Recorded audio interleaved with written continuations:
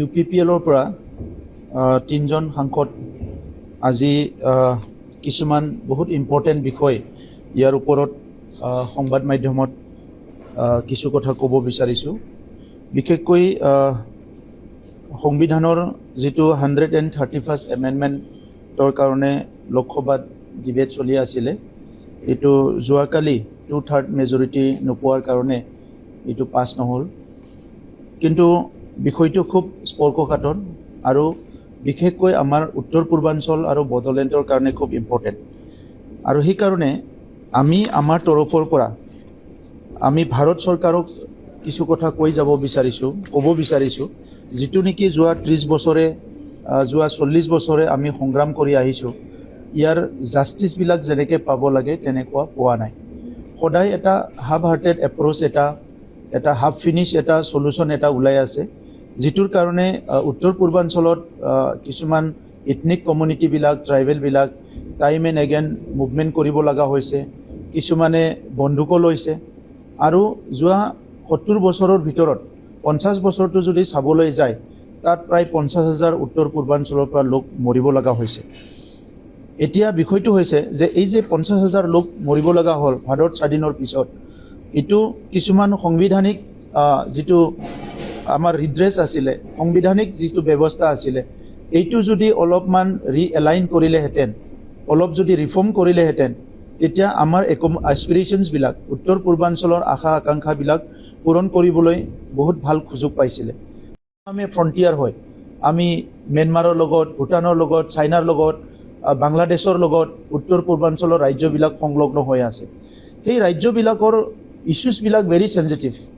আৰু সেইটো ডিল কৰিবলৈ যিখিনি স্পেচ পাব লাগে, ৰিপ্ৰেজেণ্টেশ্যনটো কম কাৰণে সেই স্পেচখিনি পোৱা নাই। আৰু সেইকাৰণে আজি আমি বিচাৰিছোঁ যে উত্তৰ পূৰ্বাঞ্চলৰ ছিটটো পপুলেশ্যনৰ বেচিছত নহয়, তাত ইথনিচিটি, তাত ৰিপ্ৰেজেণ্টেশ্যন আৰু ক্ষুদ্ৰ ক্ষুদ্ৰ জনগোষ্ঠীৰ ভইচটো নেশ্যনেল প্লেটফৰ্মত, নেশ্যনেল ফৰামত যাতে শুনাব পাৰে, নিজৰ গ্ৰেভেঞ্চেছবিলাক শুনাব পাৰে, সেইটো কথাটো মনত ৰাখি পেলাই নৰ্থ ইষ্টৰ ডিলিমিটেশ্যনটো হ'ব লাগে। আমি সেইটো বিচাৰিছোঁ আৰু পপুলেশ্যনটো এটা ক্ৰাইটেৰিয়া তাত হ'ব নালাগে। বড়োলেণ্ডৰ ক্ষেত্ৰত আমি ক'ব বিচাৰিছোঁ যে নতুন চেঞ্চাছ যদি হয়, বড়োলেণ্ডত এপ্ৰক্সিমেটলি 40 লাখ পপুলেশ্যন হৈ যাব। গতিকে আমি দেখিছোঁ গোৱাত যদি 15-16 লাখেদি দুটা তাত লোকসভা হ'ব পাৰে, তো বড়োলেণ্ডত আমি প্ৰায় 40 লাখৰ ওচৰত যিটো পপুলেশ্যন, তাত আমাৰ 3টাকৈ লোকসভা হ'ব পাৰে। আনপিনেদি আমাৰ তাত যিটো আছে যে বড়োলেণ্ডত আমাৰ এতিয়া যি ৰিডিলিমিটেশ্যন হৈ গ'ল, তাত 15টা ছিট এছেম্বলি ছিট দিয়া হ'ল। আমি বিচাৰিছোঁ সেইটো 15টা নহয় 30টা হ'ব লাগে, কাৰণ তাত অকল বড়ো নহয় 26টা জনগোষ্ঠী আছে। চবেই ৰিপ্ৰেজেণ্টেশ্যনটো পাব লাগিব আৰু চবেই যদি ৰিপ্ৰেজেণ্টেশ্যনটো পাব লাগে, তাৰ ছিটটো বাঢ়াব লাগিব। যোৱা ৰিডিলিমিটেশ্যনৰ ক্ষেত্ৰত BTC একৰ্ড 2003 4.7 ক্ল'জটোৰ অলপ দহাই লৈ পেলাই তাত ST ছিটটো এনহেঞ্চ কৰা নাই, তাৰ ইণ্টাৰপ্ৰিটেশ্যনটো অলপ বেলেগকৈ অনা হৈছে। তাৰ ইণ্টাৰপ্ৰিটেশ্যনটো হৈছিলে যে 2003 চনলৈকে তাত যিমান ST ছিট আছে, এই ST ছিটটো যেতিয়া ৰিডিলিমিটেশ্যন হ'ব, এইটো চেঞ্জ হ'ব নালাগে। কিন্তু ইয়াৰ ইণ্টাৰপ্ৰিটেশ্যনটো বেলেগকৈ কৰা হ'ল যে এডভাৰ্চলি এফেক্টটো নন ট্ৰাইবেলত হ'ব বুলি এটা ইণ্টাৰপ্ৰিটেশ্যন কৰি পেলাই যিটো নেকি আমি পাব লাগে ST ছিটটো বেলেগ অঞ্চলবিলাকত লৈ যোৱা হ'ল। এতিয়া এই ডিলিমিটেশ্যন যেতিয়া হ'বলৈ গৈ আছে, ইয়াত এটা ডাঙৰ সুযোগ আহিছে। গতিকে তাত ST ছিটৰ সংখ্যাটো বাঢ়াব লাগে আৰু লগতে যিখিনি আমাৰ নন ST মানুহ বড়োলেণ্ডৰ ভিতৰত আছে, সেইসকলে অ'পেন ছিটবিলাকত ৰিপ্ৰেজেণ্ট কৰিব। কিন্তু তাত এটা যিহেতু 332 আৰ্টিকেল মতে এইটো ST ছিটটো বনোৱা হৈছে শ্বেডিউল ট্ৰাইবৰ, তাত বাহিৰৰ পৰা যিটো ৰিপ্ৰেজেণ্টেশ্যন বা বাহিৰৰ পৰা যাই পেলাই MLA যিটো খেলে, কণ্টেষ্ট কৰে, সেইটো বন্ধ হ'ব লাগে। যিটো আছে বড়োলেণ্ডত আমি এগেইন এটা কথা ক'ব বিচাৰিছোঁ যে যিটো BTR একৰ্ড হৈছিলে, এই BTR একৰ্ডৰ ক্ল'জ মতে তাত আমাৰ ভিলেজ ইনক্লুজনৰ কাম হৈ আছে। যিখিনি ভিলেজ ইনক্লুজনৰ কাম হৈ আছে, সেইটো অতি শীঘ্ৰে ভাৰত চৰকাৰে কমপ্লিট কৰিব লাগে। আৰু 3.1 মতে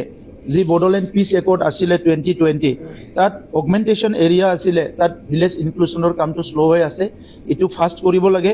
আৰু লগে লগে আমি বিচাৰিছোঁ কাউন্সিলৰ ছিটটো 40ৰ পৰা 60 হ'ব লাগে, যাতে সকলো জনগোষ্ঠী তাতে ৰিপ্ৰেজেণ্টেশ্যনটো পায়। আমি বিচাৰিছোঁ যে সংবিধানৰ যিটো 125th এমেণ্ডমেণ্ট এইটো পেণ্ডিং হৈ আছে এই এমেণ্ডমেণ্টটো আহিব লাগে অতি শীঘ্ৰে আৰু তাত আমি কিছুমান চেঞ্জেছ বিচাৰিছোঁ যেনেকৈ ক্লজ 4.3 মতে আৰ্টিকল 282 এমেণ্ড হ'ব লাগে ফাইনেন্সিয়েল যিটো পজিশ্যন এইটো ষ্ট্ৰেংথেন কৰাৰ কাৰণে এই কামটো কৰিবৰ কাৰণে আমি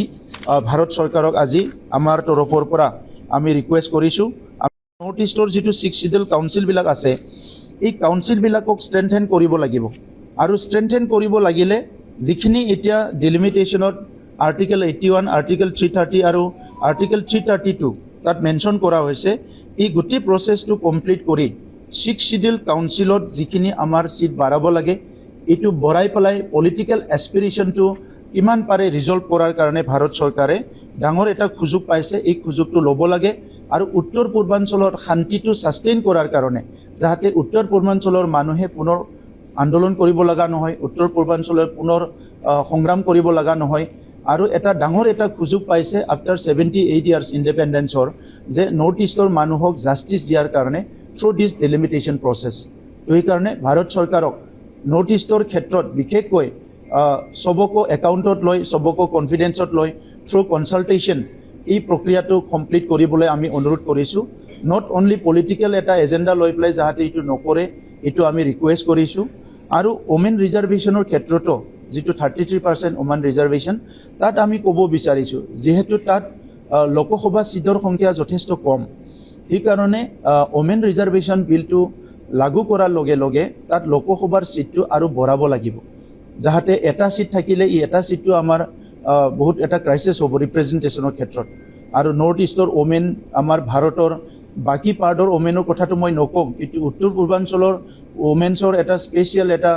ৰোল আছে যে পিচ বিল্ডিঙৰ ক্ষেত্ৰত হওক ইকনমিক ডেভেলপমেণ্ট হওক ছ'চিয়েল বেলেঞ্চত হওক কালচাৰেল প্ৰিজাৰ্ভেশ্যনত হওক গতিকে বহুতখিনি ৰোল লৈ আছে অনলি পলিটিকেল স্পেচটো নোপোৱাৰ কাৰণে আমাৰ নৰ্থ ইষ্টৰ যিখিনি উইমেন্স আছে তেখেতসকলে আজি নেশ্যনেল পলিচি মেকিং বডিত ভইচ দিব নোৱাৰাৰ কাৰণে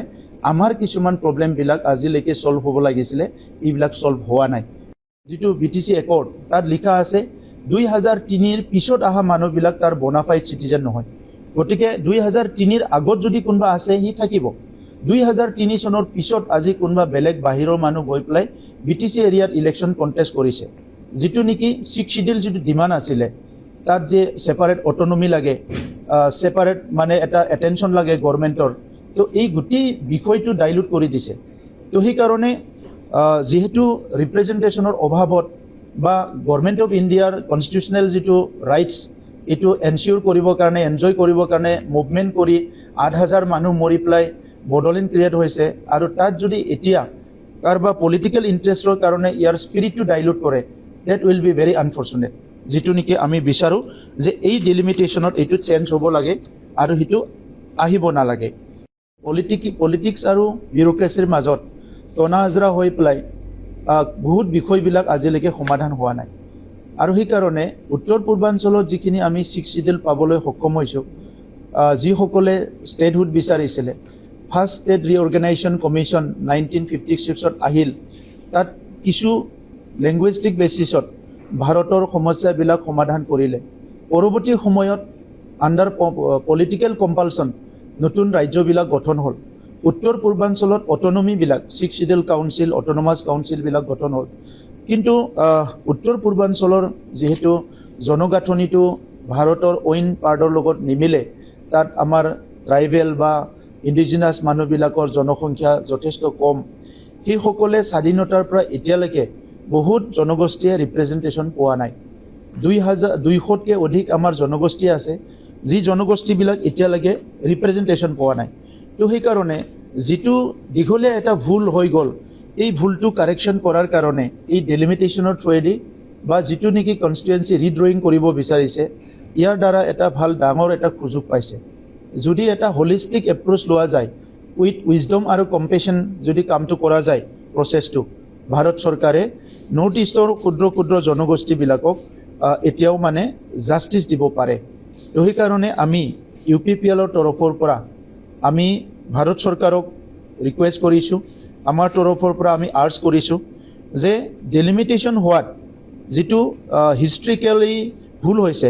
আণ্ডাৰ ৰিপ্ৰেজেণ্টেশ্যন নৰ্থ ইষ্টে পাইছে কোনোবা ৰাজ্যত এজনে লোকসভাত আছে ক'তবা দুজন আছে কিন্তু এই অঞ্চলবিলাক পাহাৰীয়া অঞ্চল হয় টেৰাইন হয় বহুত ডিফিকাল্ট ৰিজন হয় তাত বহুতে যেনেকৈ লাগে তেনেকুৱা কামবিলাক কৰিব পৰা নাই